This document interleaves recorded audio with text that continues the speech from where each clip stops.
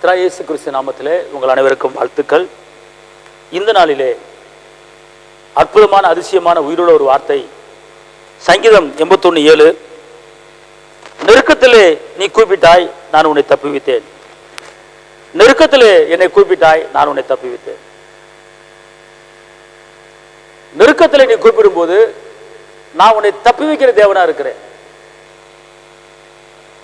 இன்னைக்கு அநேகர் பலர் நெருக்கப்பட்டு இருக்கிறாங்க, பலர் ஒடுக்கப்பட்டு இருக்காங்க. ஆனா தப்பி வைக்க வழி தெரியாமல் இருக்கிறாங்க. இதுல இருந்து எப்படி நான் தப்பிச்சு வெளியே போவேன் அப்படின்னு கலங்குறாங்க.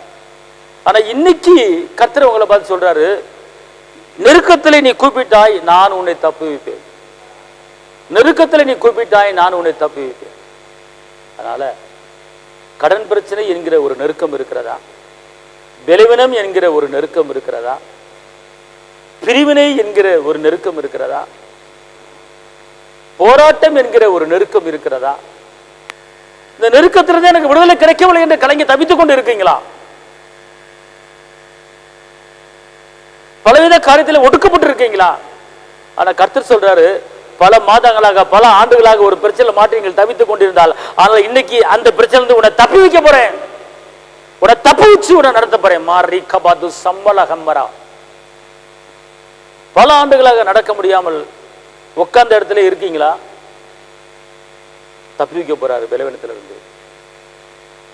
பல பிரச்சனையிலிருந்து நெருக்கப்பட்டு இருக்கீங்களா? தப்பி வைக்க போறாரு. அதனால இன்னைக்கு கர்த்தர் உங்களுக்கு சொல்றாரு, நான் உன்னை தப்பி வைக்க போறேன். இன்னைக்கு உன்னை தப்பி வைக்க போறேன். எந்த பிரச்சனை மாட்டி தவித்துக் கொண்டு இருக்கிறாயோ அந்த பிரச்சனை உன்னை தப்பி வைக்க போறேன் அப்படிங்கிறார். அதனால கலங்காதீர்கள், நான் உங்களுக்கு செபிக்கிறேன். தகப்பனை இயேசுவை நன்றியோடு துதிக்கிறேன், ஸ்தோத்திரிக்கிறேன். இந்த நாளிலும் கூட நெருக்கத்திலே உம்மை நோக்கி கூப்பிடும் போது நீ தப்பி வைக்கிற தேவனா இருக்கு.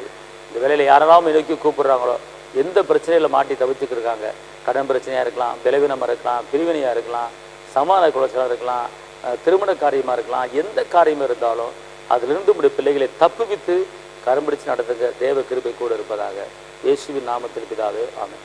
கர்த்தர் உங்களை ஆசீர்வதிப்பார். தேவனுக்கு மகிமை. ஹல்லேலூயா.